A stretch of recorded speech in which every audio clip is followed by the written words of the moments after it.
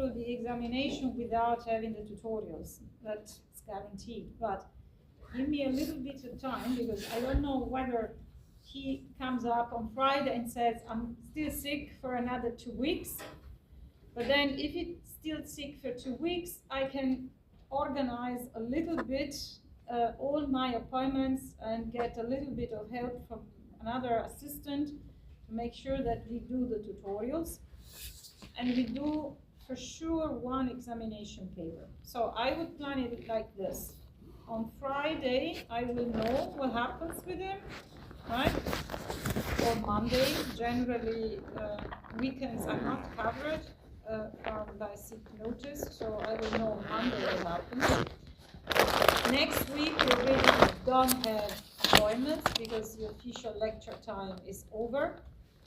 On Monday, I will let you know when we see each other for the tutorials and one test for examination, right? Like a past exam?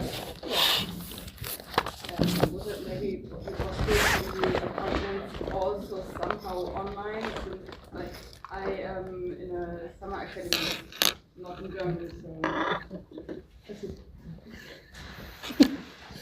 You know, I would like to make sure that everybody's happy. The only person that always has to rearrange things to make everybody happy is me.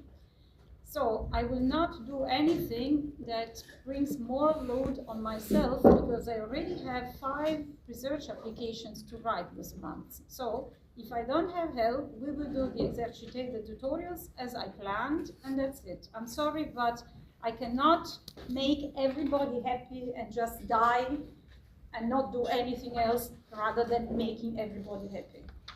That's it.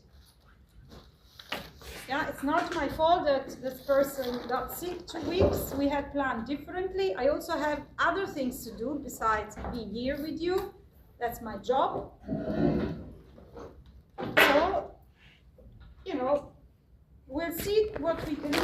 If I find help to organize the appointments and the sessions, we can do that. If not, I cannot do anything. Let's see if there is a table here. Otherwise,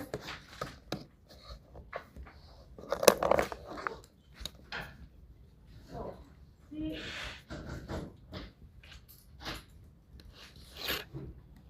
No.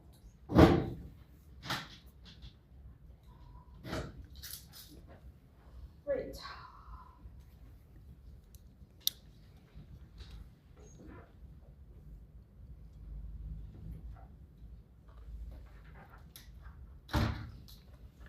Excellent. Let's see if it works. I hope. Otherwise,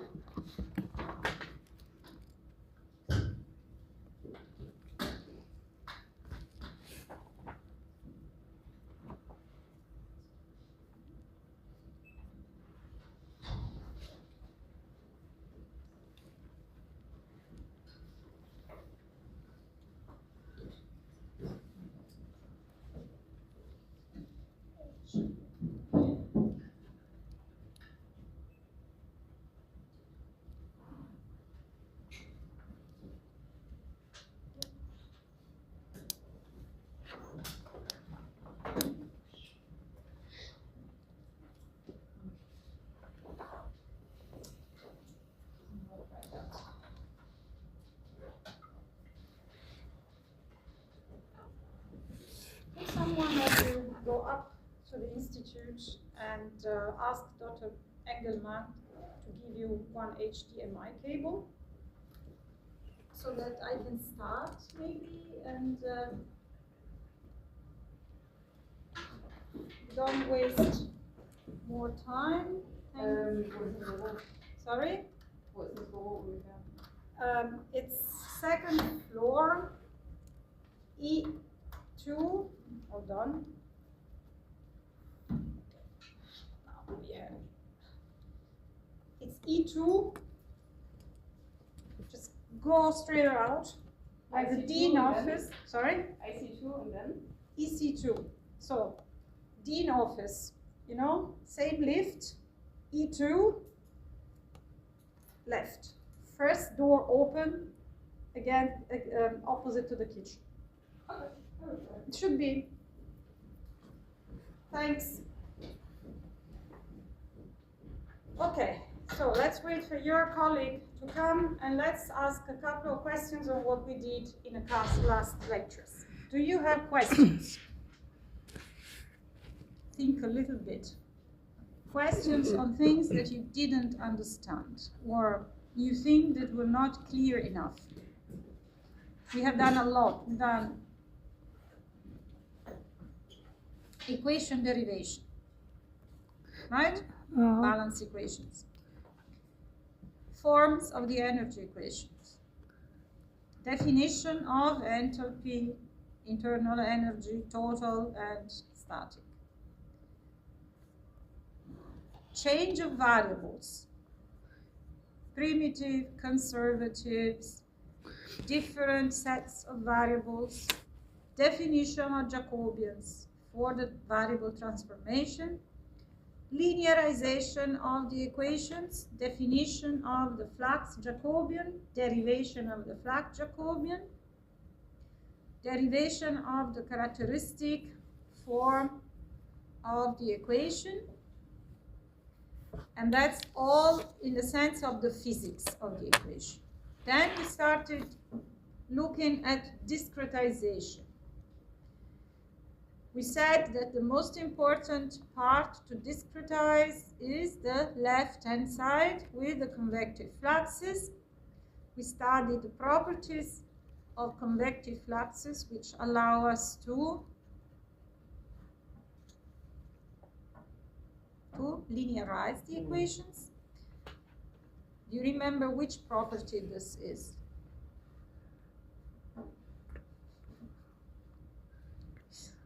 I bet that if I put this question in the examination paper, nobody answers correctly. Why is it so difficult to remember this property? Why can we linearize the convective fluxes?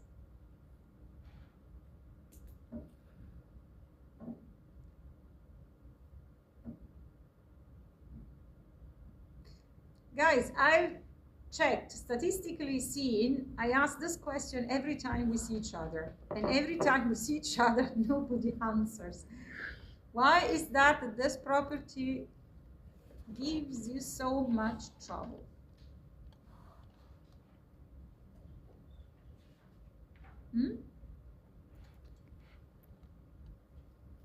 Why can we linearize the fluxes?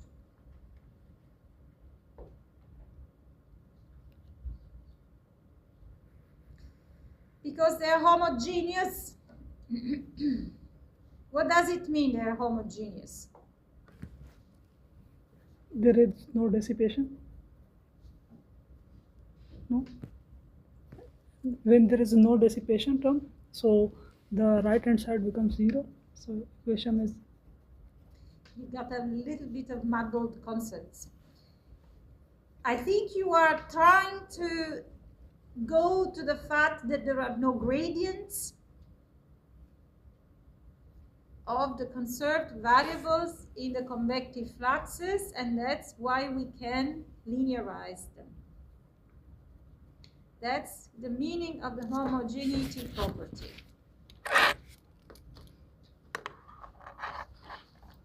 The convective fluxes do not depend on gradients of the conserved variables. That's why we can linearize them. Otherwise, we would not be able to do that.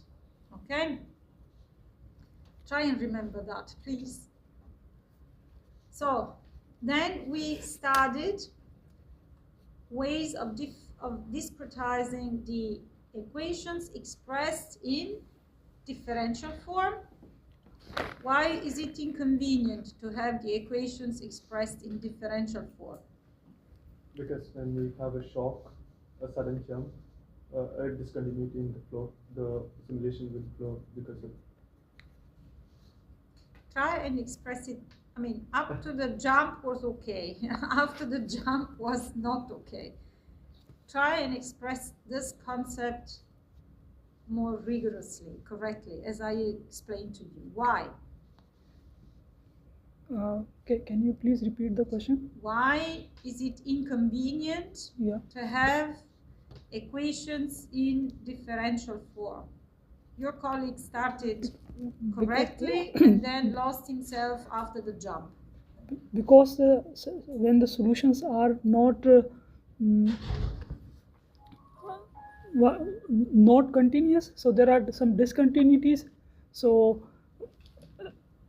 we cannot define the system with them completely if there are discontinuities in the system. So also the differential form will only work if the equation is c power n is continuous. Yeah. Let's put another piece of the puzzle. Maybe we got the right answer among 4 people. At the discontinuity, the characteristics crash and the derivatives go to infinity. This is what happens, but this happens whether you have a partial or differential form or an integral form. That doesn't depend on the form of the equation. This is physically what happens, right? So let's put order in what 4 people said. Physically, this is what happens. Mathematically, the equations in differential form admit solutions which are at least Cn continuous to order n, where n is the maximum order of the derivatives appearing in the equations. Okay, which means that if you have second order derivatives, like in the Navier-Stokes equations, your solution should be at least continuous to second order, even better to third order. Okay? But we have also seen that in reality, we can circumvent the problem of handling discontinuities even in the differential form, because we have started investigating discretization schemes which allow to take information biased from one or the other side. So we said, okay, we have the differential form, success. Yeah. Very good. Thanks. Only one is okay. No, that's okay. Thanks. But this room is well equipped. So we waiting for a view. We did a little bit of answer and questions and answer. And I asked questions, and we tried to remember what we did and what was the answer. So now we work to the fact that even if a solution is discontinuous, we learned that it's true, it's not very nice to have the equation in differential form. Yeah. Right? But we could circumvent the problem.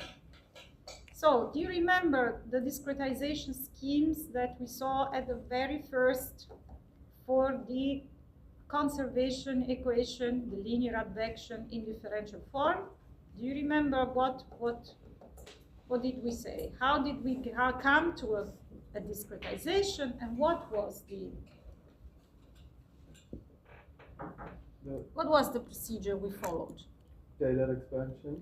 Taylor expansion. In the Taylor expansion, we just subtract for the central difference scheme. We subtract for backward from forward. Okay. Yeah. So the fact that we need a Taylor or a serious development, a serious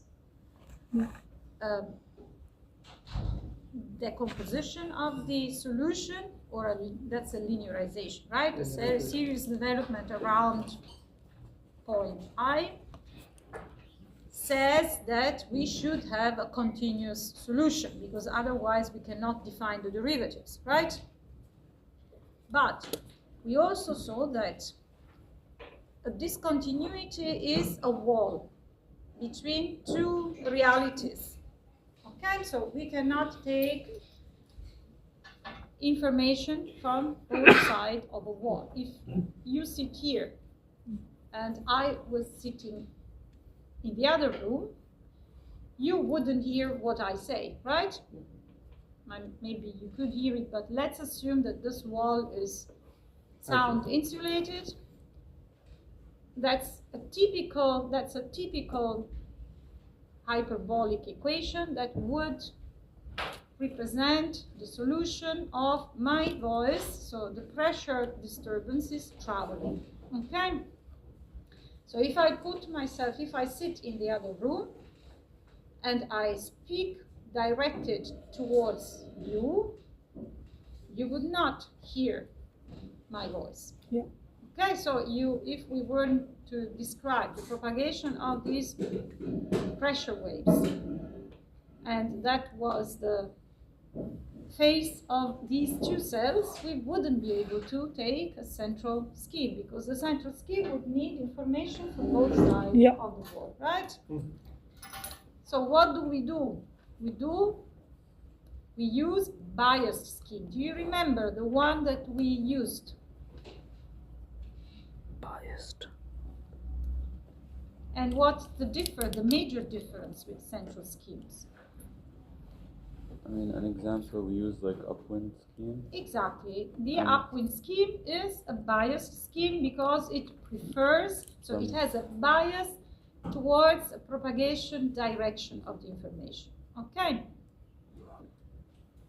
And with upwind schemes, because of this, you can resolve the problem of having a discontinuous solution dealt with a differential equation.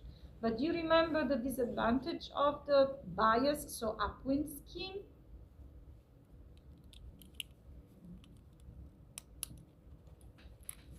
It's first order compared to the second order of a central scheme. Yeah? So if you first order, if you have a wave, the bias scheme, the first order upwind smears your wave and introduces artificial dissipation.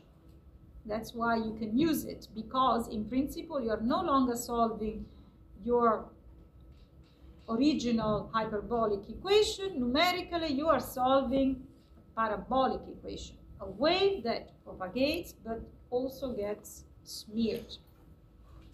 Okay, so we said then, okay, we don't want to use this differential form because it's not convenient. Before we did that, however, we wanted to ask ourselves, how can I be sure that a scheme gives me a solution? A discretized problem really gets me a solution. Do you remember which theorem expresses the relationships between or among the most important concepts that we have to consider by deriving a solution scheme? What are these concepts? Gauss. Huh? Gauss least square method? No. Which are the concepts that are the foundation of deriving a discretization for a mathematical problem? We had three concepts. Stability convention. Stability is one of them. Then 3, 4. consistency Consistency and convergence. and convergence. So we have these concepts. Do you remember? Can anybody tell me what these concepts mean? And if there is a theorem, a very important theorem which links them, maybe let's do again group work. One says one thing, another one says one more, and we try and put the solution together. I see a bimodal distribution of people. Why do you sit all on this side? Nobody sits on that side.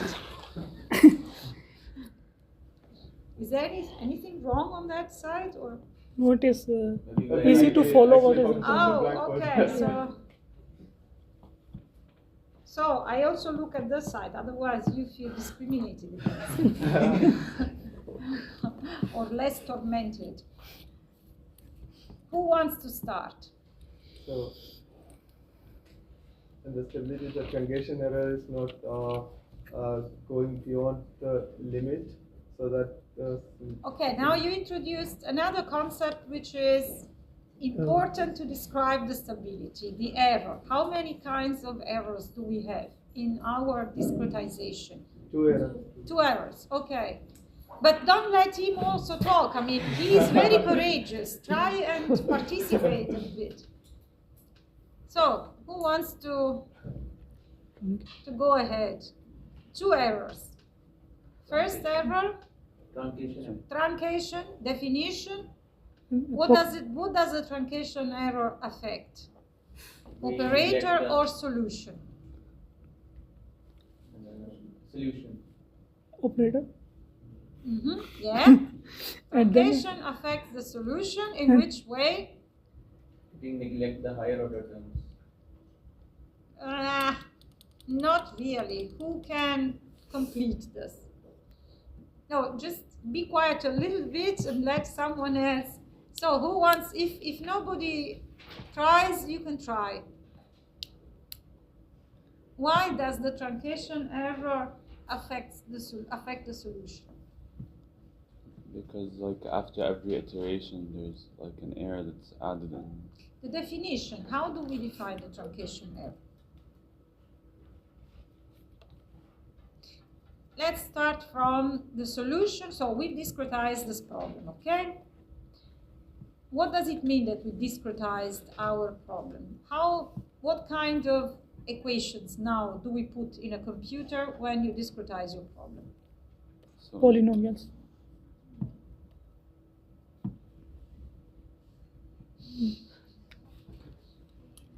No. Yes. No. Yes, no. What kind of equations do we give the computer to solve? We start from partial differential equations. What does the computer says or sees? What does the computer see when we finished our discretization and program? What do we program in our computer, in our solver? Ordinary differential equation. No, Ordinary the differential. computer doesn't know about that. but, Ah, I heard something from the second row. Linear equation. One more try. If you go to the continuous mathematical problem, which you express in partial differential form, you have a set of partial differential equations. What does your solver solve? What kind of equations? What happens after you discretize these bloody equations?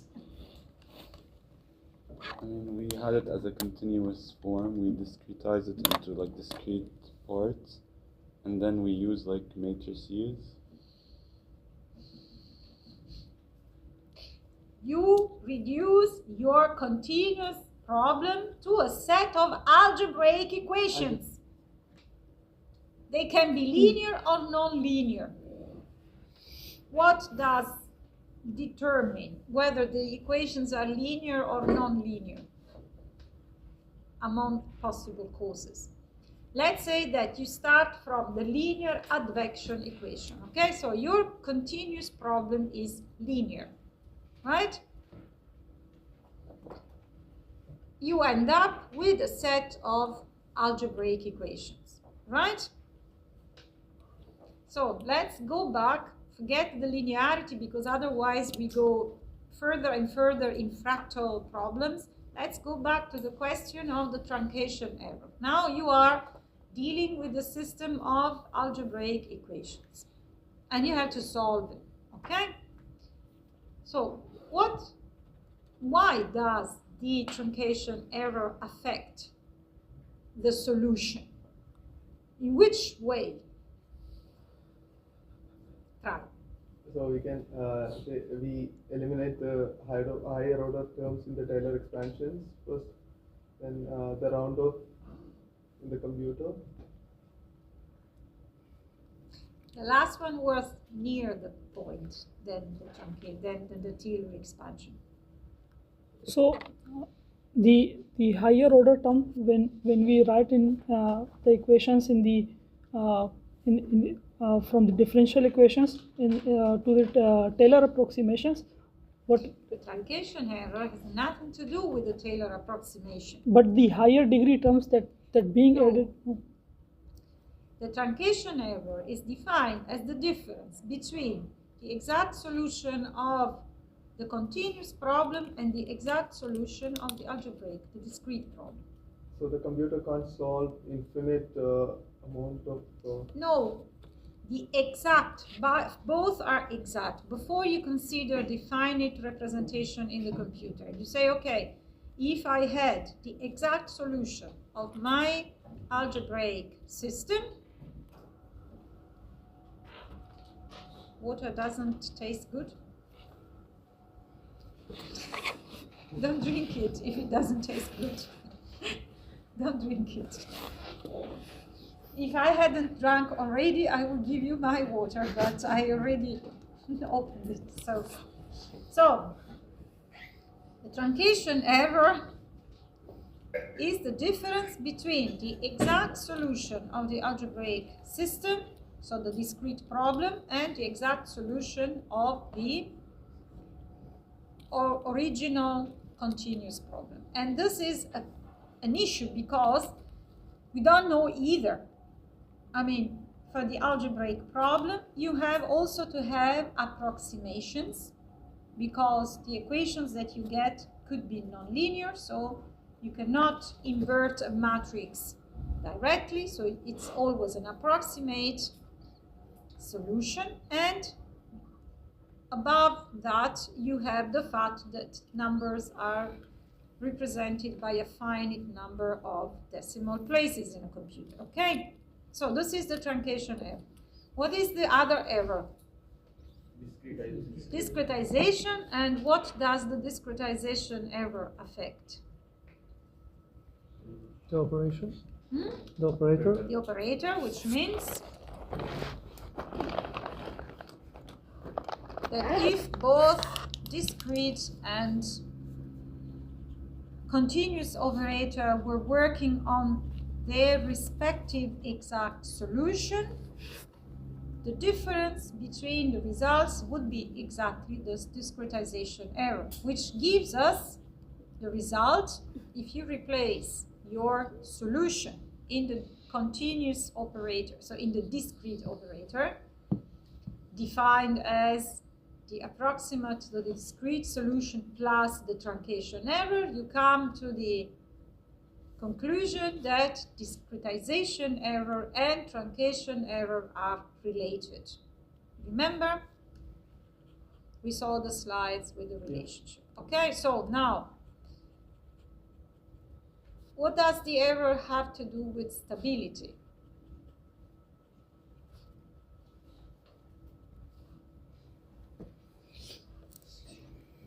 So error has to stay in a limited constant below the constant. The error would show us whether the solution is stable or not. If the error is increasing, so we would say the solution is not stable. It should either be constant or decreasing. Okay, and how do you remember? Let's find out which kind of error we consider when we talk about stability by going through the process that we carried out to demonstrate stability of a discretization. Do you remember how this method is called? You see, we are doing a little bit of freshening up today, which is good before we go to the characteristics. We have, let's finish at 11, and at 11, so we can start the hour with the Riemann problem. So do you remember what was the method? How was the which method did we use to demonstrate stability or to analyze stability? Huh? Explicit center scheme, and then we. No, that's the schemes that we analyzed. What's the name of the method that we use to analyze it? Is it von Neumann analysis? Yes, louder so that all can hear. Von Neumann, say it. Von Neumann analysis. Von Neumann, okay. Linear stability analysis. Yeah, because the von Neumann analysis always or only holds in that form for linear equations. Do you remember how did we proceed? How did we proceed in the application of the von Neumann linear stability analysis? Independently of which scheme we analyzed, what did we say first?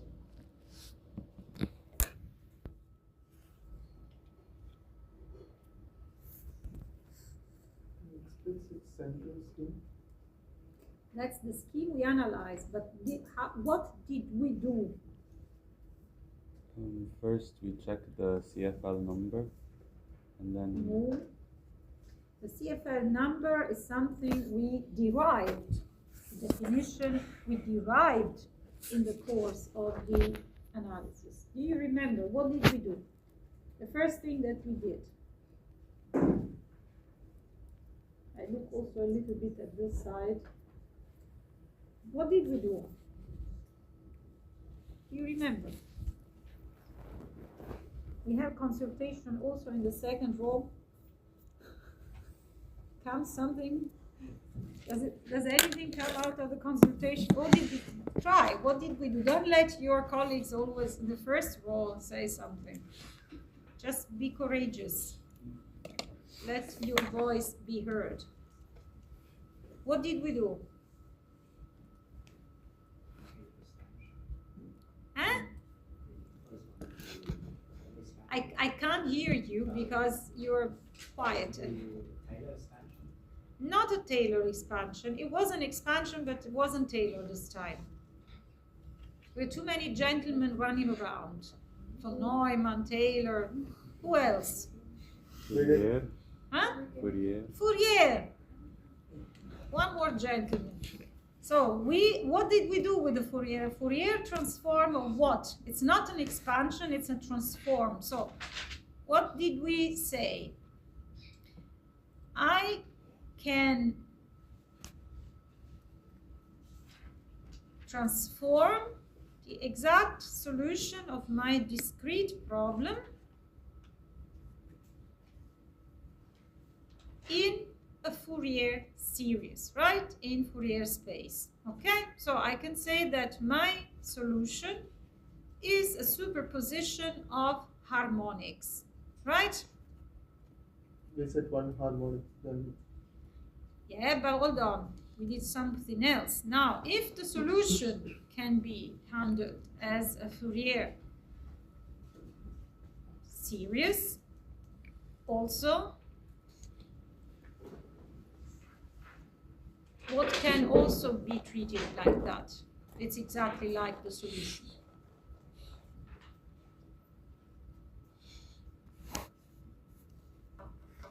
The error.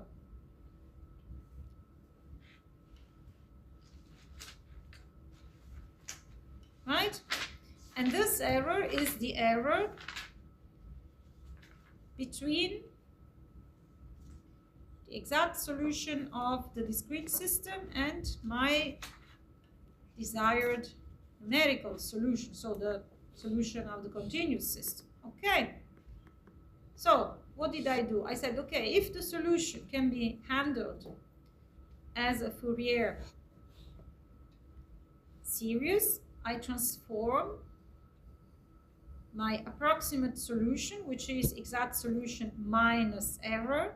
And because this is a linear operation with respect to the Fourier transformation, I can also treat the error as a superposition of harmonics, right? And if the solution satisfies the equation, also the error has to satisfy the solution in the same form, the equation in the same form as the solution.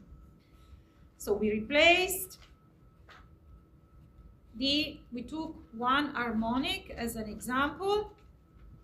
We replaced the error expressed in Fourier form into the equation, so into the differential operator, discrete operator. And we demonstrated that the only thing left at the end was the ratio of the amplitude of the error between two successive time steps, which was equal to some things. These some things were the factor Courant number, CFL. What stands for CFL? I say Courant, but what's the complete name? Courant Levy. Okay, very good. And do you remember what this number represents? Do you remember how it was defined? A delta T divided by delta X. Let the colleague think 2 minutes. It certainly has to do something with the Courant number. Sorry? It certainly has to do something with the Courant number. It is the Courant number, but I asked you how the Courant number, Courant-Friedrichs-Levy number, how is it written and what does it mean physically? Do you remember?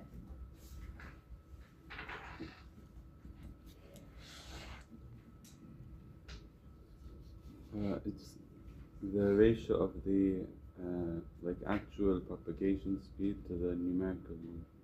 That's correct. So the numerical propagation speed we can define as delta x over delta t. over delta t, which means the maximum speed which you can reach by jumping from one cell to the next, right? And this speed should be smaller or higher than the physical speed. Think a little bit about it. It should be smaller.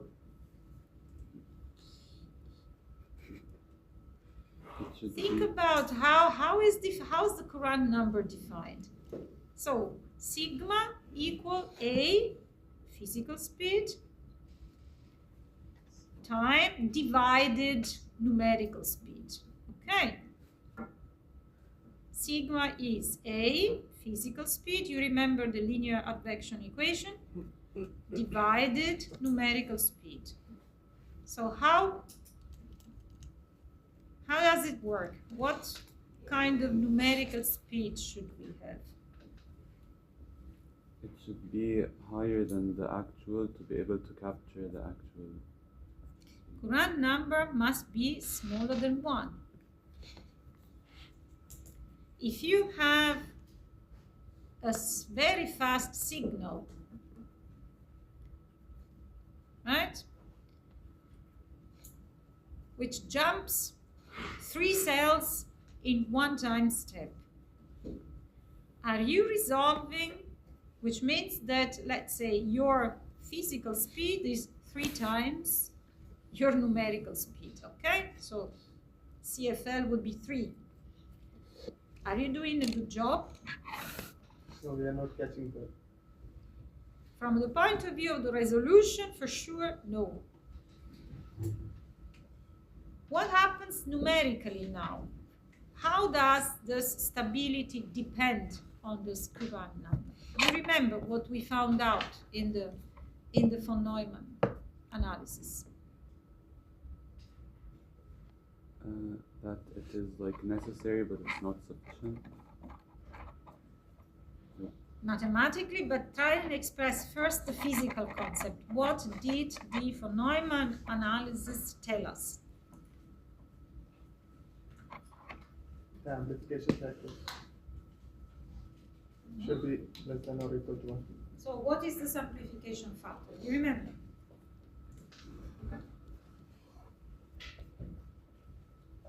It's the ratio of the error between two time steps. Huh?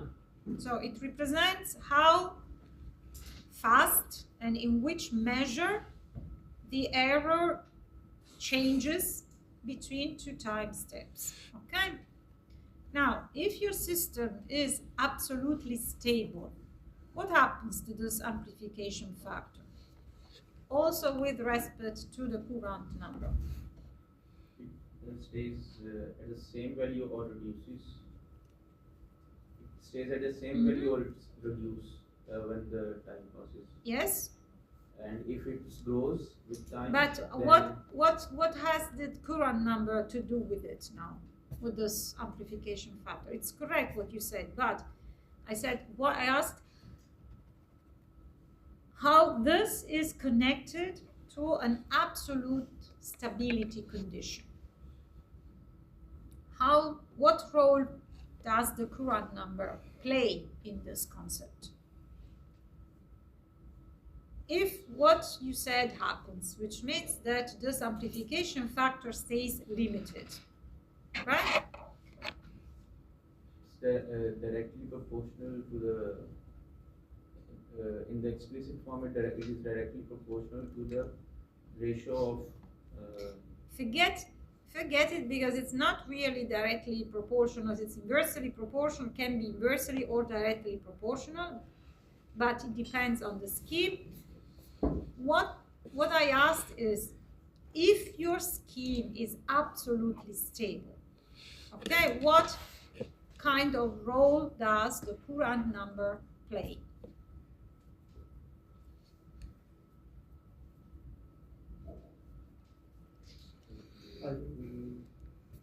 It's equal to 1. In this term, the scheme is stable. This time, the scheme was stable. I'm sorry, I can't hear you. You're very, very quiet. You have It's indicating whether the scheme you are using is stable. That's correct. But do you remember the two examples we made? Now, if I say your scheme, we've demonstrated that the scheme you use is absolutely stable. What is the role that the Courant number played then?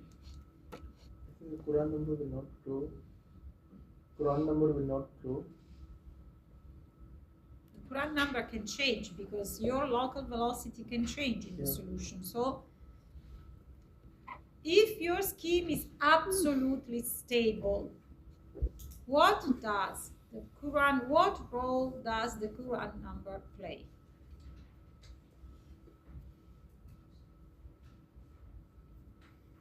It's a question to make you think. I told you the scheme is absolutely stable.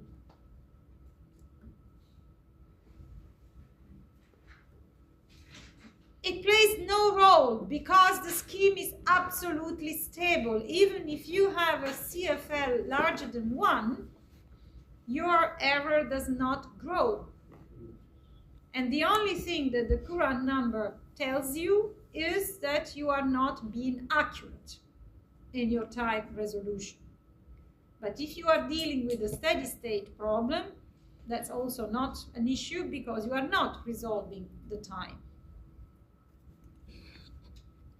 If you have a stable, simply stable scheme, a conditionally stable scheme, then the Courant number plays a major role because depending on whether it grows or it's larger than 1, your scheme could become unstable.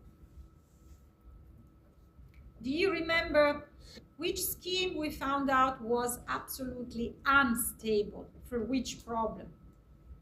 Explicit central. For which problem?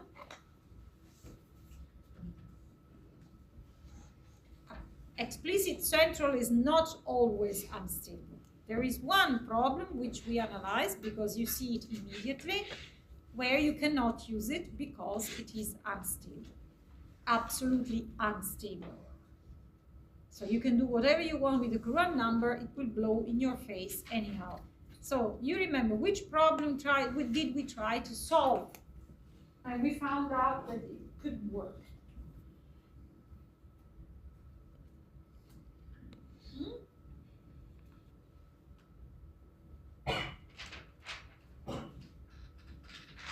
I give you another hint. Our favorite problem.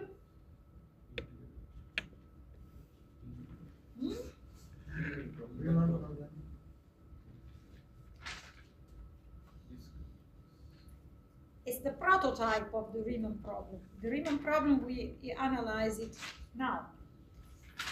What is the equation that I always showed you first thing?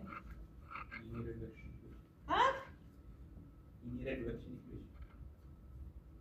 Advection. Linear advection. Linear advection equation. Exactly. And we found out that you cannot use, unfortunately, the central scheme in explicit form because it's unstable. Okay, so now we've done a little bit of a repetition, which is nice. And today I would like, and you remember that we then abandoned the differential form and we said, okay, we have a trick. We can transform our transport equation in integral form, conservation laws. You are actually looking at all the set of lectures. Today we go to the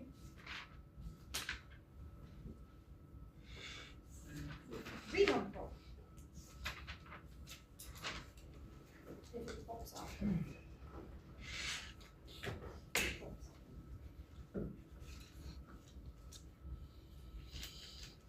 So now you are in a much worse position than you are because you have to turn your head. So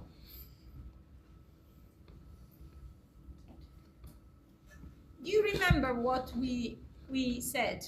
How did we get to the conservation law in integral form? What kind of sentence did this law express? A sentence that we've written from the first day. If you have a system in flow, how can you describe a general conservation principle in this system?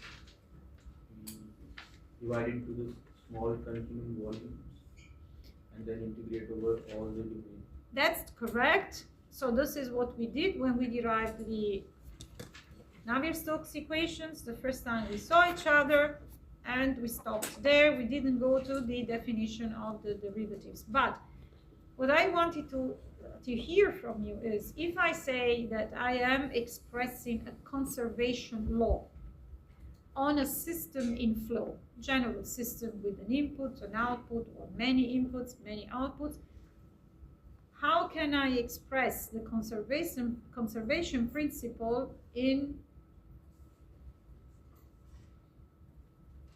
5 words? Accumulation is equal to input minus output. That's right. In minus out equal accumulation. Okay, so this is our conservation principle. In the 2 last lectures, we said, now I have to look at this conservation principle, and I find out that I have no derivatives whatsoever left. It was a great thing, right? We had that the accumulation considered over a time interval, or the accumulation considered overall in the volume, was equal to the difference between flux in, flux out, integrated over my observation time integral. Remember? So this is what we found out. Now we had a problem. On the right-hand side, we had accumulation over the entire volume. Okay, but if I consider my entire volume, is my variable field homogeneously distributed in this volume? Is it constant? Or should I better define an average over space over this volume? The same thing, because at the left-hand side, where I have the accumulation, I have the variables, right? Let's say mass, accumulation of mass. I have the specific mass, the density, for example. Okay? Or think about, if it is easier for you, a concentration. Strawberry sauce. Accumulation of strawberry sauce in your ice cream machine. It's my variable, concentration of strawberry sauce. Okay? On the right-hand side, what do I have? Variables or something else? Do you remember? We said in minus out. What is this thing that brings my strawberry sauce in and takes it out? Pressure. No. Speed. Flow. Speed. Fluxes, mass fluxes. That is the flux. Strawberry sauce Is the variable, and the flow of strawberry sauce is the flux of strawberry sauce. So on the right hand side we had these fluxes. Now if I've decided to have now an average of strawberry sauce in the volume, on the right hand side I have another problem, because what did we have? We had two integrals. You remember, double integral in time and space. On the left-hand side, I only had the space over the volume. On the right-hand side, I have time and space. So what I said, well, you know what? Now I define a time averaged flux so that I take it out of the time integral. I get rid of the time integral, and I was left only with the integral over all faces of my domain, so the bounding faces of my controlled volume, of this new artificial flux, because it was a time averaged flux. And we called these new fluxes, we started from the natural physical fluxes and how Numerical flux. numerical fluxes, that's correct. And I showed you, considering two cases, how we solve this new form of the transport equation. We start from a solution, and we have two chances, two possibilities. Either we assume that our variable field is constant in the cell, we shift it, advection. Yeah. And then we have the faces of the various cell jump, because we just moved all the surface, all the solutions that were before in each cell. Yeah. And what do we do for the preparation of the new time step? We average again between the two old and new points. and we have a new average solution in the cell ready for the next loop. I didn't get that. Can you repeat that concept? And I think we go very quickly to the lecture, because we didn't get that the last time as well already. Sorry. I remember, because you said exactly, I had a déjà vu that we got again. At least try and change the words when you say that, so that I don't think that I'm... You know, there is this movie when this guy keeps waking up always in the same day. Yeah, the guy, what's the name? The day of the... Yeah, the actor from the Ant-Man.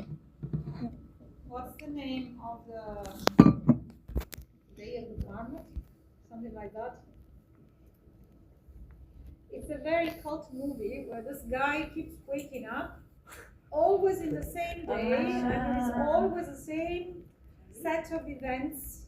I think there is killings and all the stuff, and I think it must be. Paul Rudd. Huh? Paul Rudd. Sorry? Paul Rudd. The actor. Yeah, What? this actor. I don't know the actor. I know the.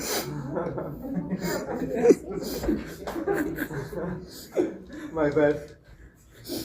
Okay, so you know what I'm talking about. Yeah, and yeah. My impression said no, that's not possible. So,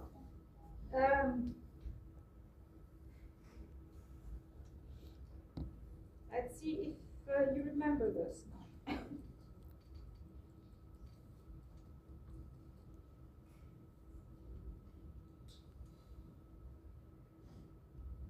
And I also remember the only thing that changed was that we were in the other room.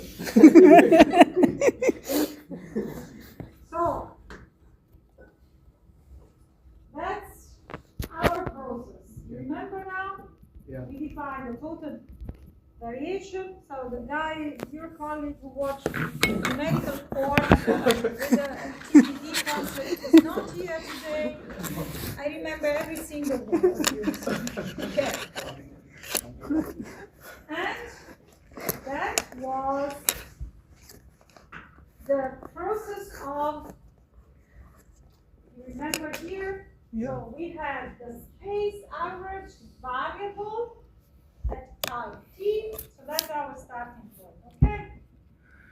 And we call the time t delta t is the advection. We only shift the solution of Over the time. with the speed delta x over delta t. So how far I move must be one cell in order to have my new, that's the not yet the new solution, that's the intermediate step, because now I have to mix in the new cell what's from the old of the previous cell. So the new part of the new cell is what was in the neighbor, and I still have a little bit of my old solution. So reconstruction is again the average. Yeah. Okay? If I am now at a first order, I stop here because first order implies variable is constant in the cell. So this averaging over the volume is irrelevant because averaging a constant over a volume is again constant. And if I am a little bit more accurate, then I have to have another step. Remember now? Yeah. Get it? Yeah. Okay. Because if I assume that my variable varies linearly in my cell from space to face, of course, when I shift it, I have the same mix of new and old. If I simply average again over the volume as prescribed by my conservation law, I lose my accuracy because I say, okay, the variable is constant across the cell. That's not the case. So I have to correct to retrieve my second order accuracy. And how do I correct? We said we use a mix of low order and higher order.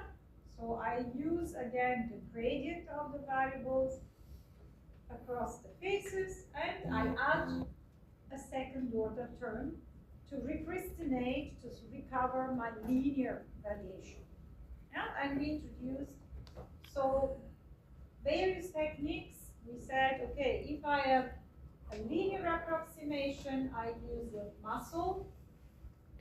And we also introduced Godunov's theorem. All second order methods are nonlinear averages because monotonicity preserving schemes, which are are linear can only be first order accurate. So we found out that if I do non-linear schemes, like quick muscle and so on, muscle is monotone upstream centric scheme for conservation laws, and is what I showed you here. In principle, I use a linear variation of the variables between the two phases. Okay? I could also use a quadratic approximation, so a parabola, which means I have 3 points to define this parabola. So the higher the order of the approximation, the larger the stencil that you use. Got it? Right enough? Okay. So now we want to see how all these nice things are applied to the most important physical problem that we have to solve. Actually, before we go to the Riemann problem, look at this. Look at this picture. What do you see here? This is the face of our control volume. Okay? You see that there is a jump. This doesn't mean that the solution is necessarily discontinuous. Doesn't mean that this is a shock. There is a difference, and this situation is the normal situation we have in all fluid mechanics problems.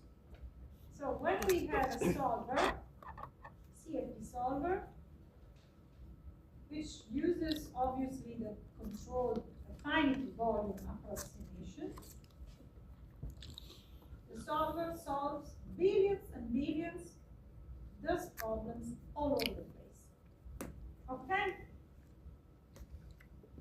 That's why describing the propagation of a signal across this interface is the foundation of our work, and it is what we worked towards too from day one of this course. And I hope that it wasn't that bad, this tutorial this morning. You remembered some things.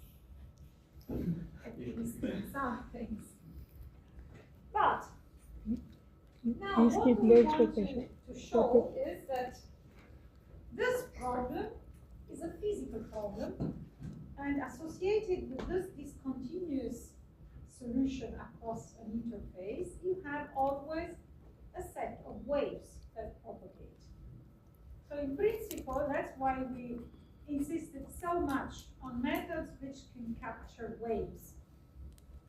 Because our entire life will be spent when we solve numerical problems in capturing the correct nature of these waves, how many, how strong, and the correct propagation direction of these waves. Sometimes we do not have any waves. Can you remember which kind of problems do not admit waves or propagation of waves? Elliptic. Very good. Why? What Because happens the with information propagates instantly. Very good. Which means physically, Infinite speed of sound. huh? Infinite speed. Very good. See? Not that bad. Okay. So now let's go and have a look at the physics of the Riemann problem.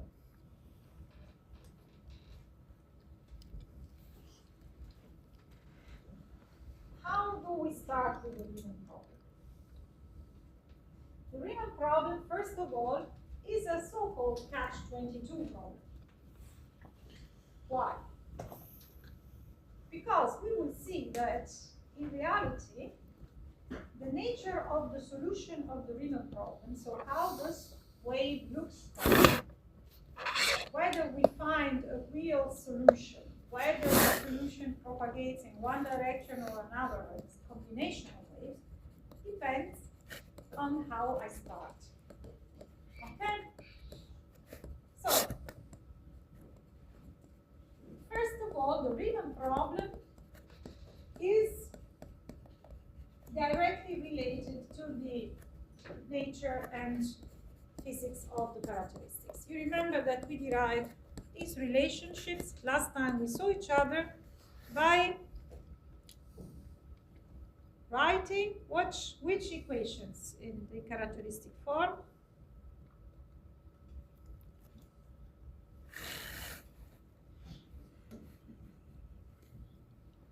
What are these? Where do these things come from?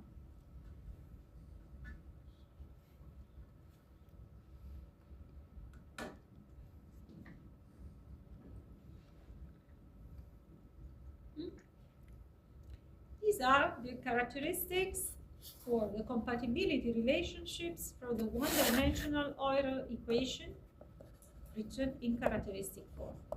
And you see there, the only place or the only situation where you can integrate these things analytically is the Euler problem in one dimension for ideal gas. And why is it a catch-22 problem? Because you can see I can derive these expressions, okay? I can derive an analytical expression for the characteristics of the 1D Euler equations for an ideal gas. Single component, multi-component, but the molecular weight must be constant, so no reaction, nothing happens. Now, if you look at this, these relationships contain two fundamental values, apart from density, pressure, which are already primitive variables, right? So they are part of our solution, but two of these variables are essential. These are the physical speed and the sound speed. Although you can write an analytical expression and you can integrate these compatibility relationships, you're back to square zero because you do not know C and A. They are part of the solution. That's why this problem is a catch-22 problem. Okay, I just wanted to, so, little jump to show you physically what this Reviaion problem is. The previous slides, I simply repeated what we said last time. You remember last time, we showed that the three characteristics or characteristic waves which you can define for the Euler equations are described by these compatibility relationships. And we also said we have three waves, a so-called entropy wave. Why? Because we know that there is no change of W1, so the first wave W1 stays constant on a trajectory expressed by this relationship, and strange enough, this relationship, you can also express it as the Gibbs equation, which means that this wave represents, in principle, the entropy. So the entropy stays constant along this characteristic direction. That's why we call this entropy wave. And we have other two waves that describe the propagation of acoustic perturbations. The solution stays constant along these two directions, but our big problem is we do not know C and we do not know A. So we do not know the shape of these directions, which means we have to find out a way how to do that. Okay? We see that we can integrate analytically. For example, we could say that the entropy is constant not only on the first wave or the first characteristic direction, but is constant everywhere. Okay?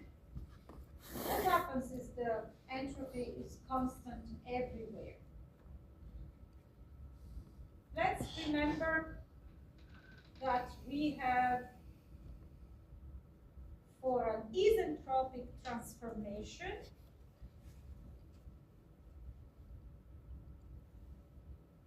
the polytropic state equation, right? With an exponent equal to kappa or gamma, depending on whether you look at the English or German literature, skap K, and kappa is the Greek letter, and in English literature you have the gamma. Okay, for an ideal gas with constant properties, gamma is Cp over Cv.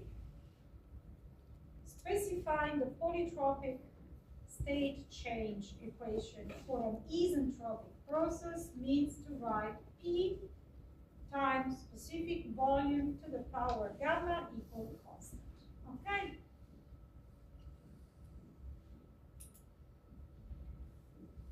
Or if I replace V specific volume with rho density, specific mass, I can also write that would be P over rho to the power gamma, which makes P equal a constant times rho to the power gamma. Okay?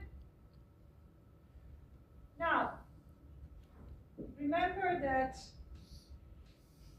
the speed of sound is defined as square root of gamma times P over rho. If I replace the P in this expression, I get that the speed of sound is a constant times rho to the power gamma minus 1 over 2. And if I remember that in the two acoustic waves, I have dp over rho A, and by definition, I have that these two are constant along a characteristic direction, I can integrate this expression and it comes out to a gamma minus 1 plus a constant. Okay? And so I obtained the two Riemann invariants. I didn't do anything special about C. See, I simply integrated these two because they are differentials. This doesn't tell me how big C is and what shape these two waves have. It only tells me that wave 2 and 3 are constant along dx in dt equals C plus A, or respectively C minus A. These are the eigenvalues. Okay? So if my entropy is constant everywhere, I have to do with the so-called homentropic flow. So don't confuse terms. Isochoric means constant density. Isentropic transformation means a transformation at constant entropy. Homentropic entropy in a flow is constant everywhere. Okay? Even if I have all this information, I still don't know how to integrate dx in dt. And dx in dt is what I want to know, because that's the form of my characteristic. You remember the example we did last time? We said, okay, my linear advection equation with constant propagation speed A admits a wave solution step. Remember, and writing the step, the solution for each time step means having a lot of small diagrams representing the movement of this step of a piece of in space with a speed equal to A equal to delta x over delta t. Remember, and we came up with the idea, why don't I take each point of my solution and I represent it in a diagram delta x over delta t, because I know that this point stays constant. In principle, I only shift the solution. And this is the meaning of the characteristics. Okay? But in that case, I could write the characteristics directly because A was constant, it was known. And so I had immediately the slope in this delta x over delta t. I knew exactly that the time step t1, my constant value phi, would move and would be found at a place A time delta t. So I could derive the characteristic, which was the that equation aligned. Here, I have no idea because C and A are both depending on time and space. So here is the big issue.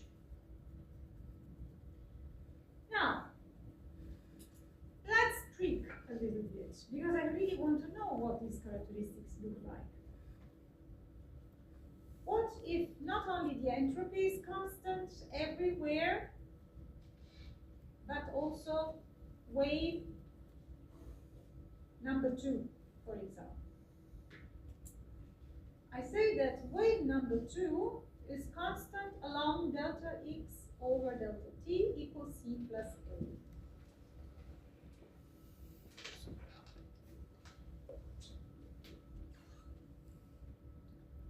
Why? Because if I say entropy is constant everywhere, and also the second wave, actually here I wrote W3, but it's, you can change, is constant everywhere, then I have another support, another relationship, tell me how C and A are linked, and it means that if they are constant everywhere, they are also constant along my characteristic wave, which is very nice.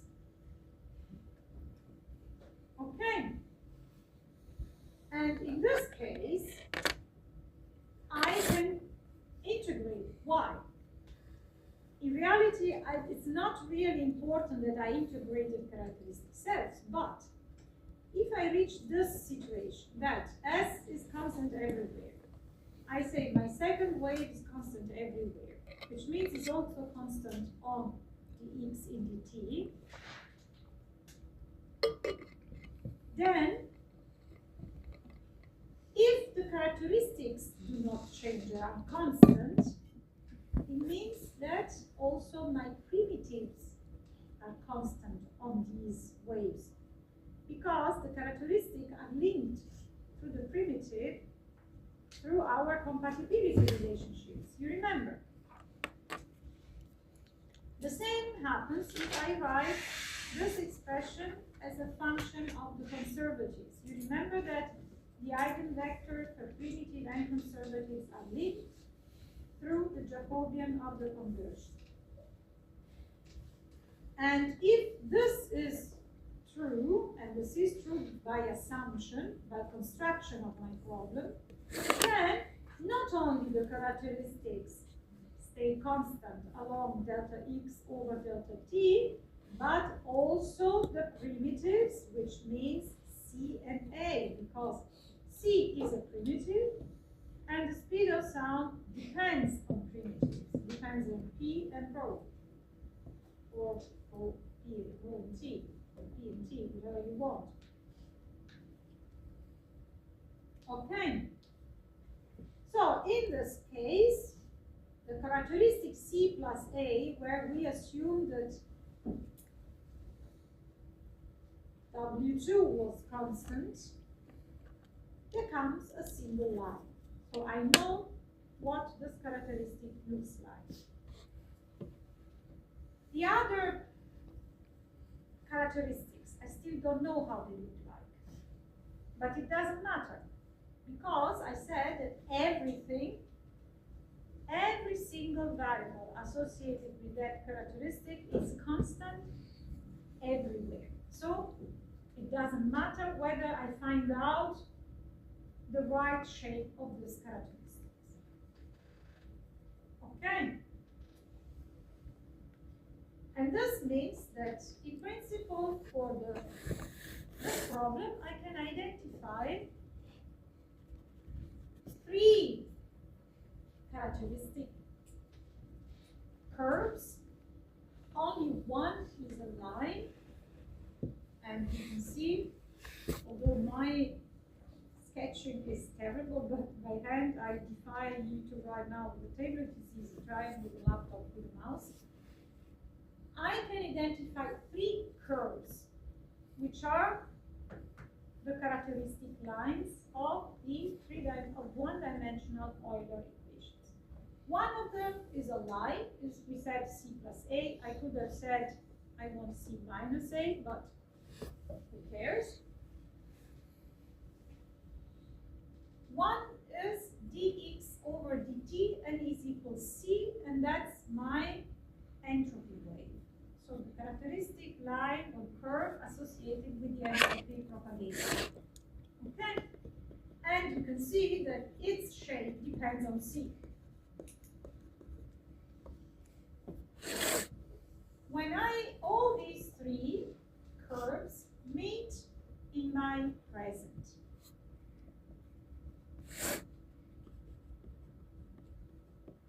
and they define 3 areas, distinct areas. So, the sound speed propagating in the positive direction, sound wave propagating in the negative direction, and the entropy wave. The region between the sound wave propagating in the positive direction and the entropy wave, in the positive, forget it. The positive part with respect to the time, so this is the future and this is the past of my solution. My solution is the present. Characteristics meet in the present. The future is called domain of influence because what happens in the present influences what happens in the future. It's true. Decision that you make today influence what you could do tomorrow. But with the decision made today, you cannot change the past. Rather, what you decide today might depend on what happened yesterday. So the past is called domain of dependence. The solution depends on what happened in the past, exactly like you do, and influences the future. In other words, the information that comes to you, you cannot change. It influences you, so you depend on the information that comes to you. You, however, influence the next point because you propagate information. In the physics, for example, I'm speaking to you under subsonic conditions, okay? So, and we are speaking all at subsonic conditions. So I hear what you say and you hear what I say. Yeah. Doesn't always stay, but that's different now. That doesn't have to do with the propagation speed. If I was talking to you with supersonic speed, you wouldn't hear me, and because my voice would just blow you off and go. And if these waves were propagating from me to you at supersonic speed, no matter what you would say, nothing would come back to me. Okay, this is the meaning of these two areas. All right? Now, so these are the ways that we indicated. If this is the case, so C greater than A, and both are greater than 0, always the slope of these lines are positive. And you can see here, if C is greater than A, and all of those things are positive, this line also is, or this curve also has a positive slope.